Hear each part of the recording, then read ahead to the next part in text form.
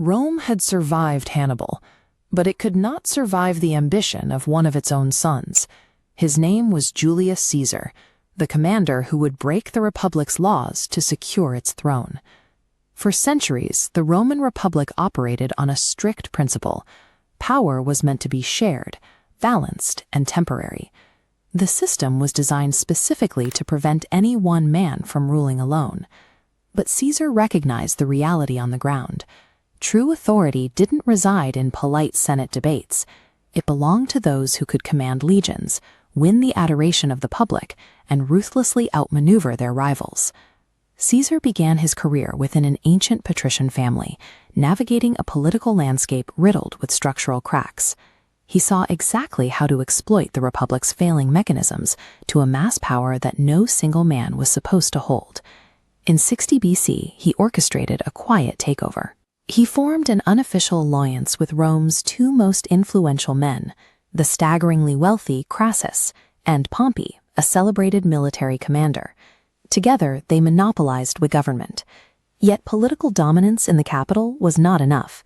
To eclipse his partners and secure his own legacy, Caesar needed military glory. He leveraged his position to secure a command from the Senate, gaining control over the provinces bordering Gaul, a vast region stretching north of the Alps. Leaving Rome was a calculated risk. It allowed him to step away from the confines of civic politics and build an independent power base as a military warlord. Over a decade, he waged relentless war, pushing Roman borders to the Atlantic and across the English Channel. Years of brutal combat forged a hardened army. Paid by Caesar, their loyalty belonged entirely to him, not the state. Back in Rome, the citizens followed his progress closely. Caesar continuously sent detailed, dramatic accounts of his victories, carefully crafting an image of himself as an invincible commander. The political elite watched this rising popularity with mounting dread. They realized too late that Caesar was amassing wealth and military strength that completely eclipsed their own authority. By conquering Gaul, he had shattered the very alliance that put him in power. The fragile balance he had struck with Pompey and the Senate was destroyed. The first triumvirate collapsed. Crassus had died in battle years prior, and Pompey, now fearful of his former ally's strength, threw his support entirely behind the traditionalist Senate. Together, they issued a strict ultimatum.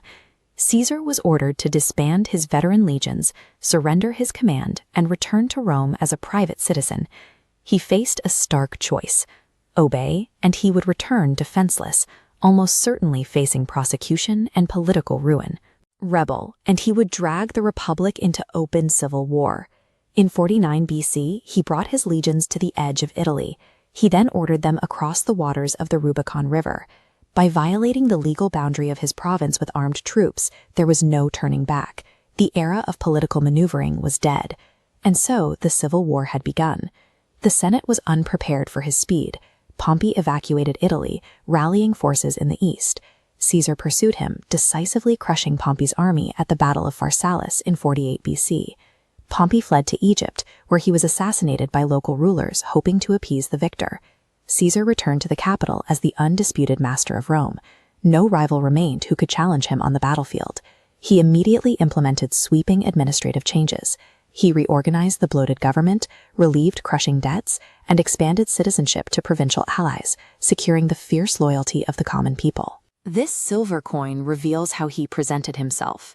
Adorned with a laurel wreath, he pushed the limits of his authority until the Senate formally named him dictator for life.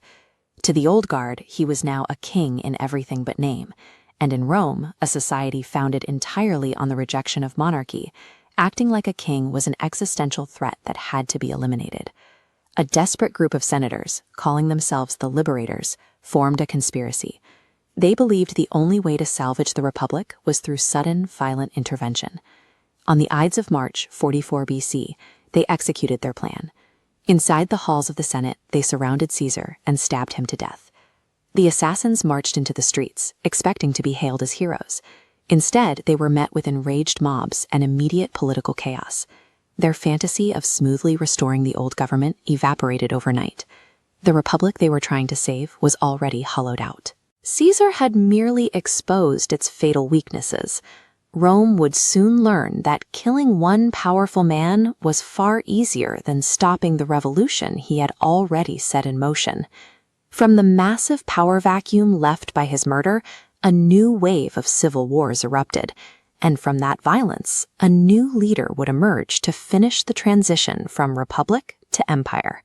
His name was Octavian, to be continued in episode 5. Next episode, Augustus, the first Roman emperor. If you enjoyed this story, don't forget to like, comment, and subscribe to History Stories Dose so you never miss the next chapter of history.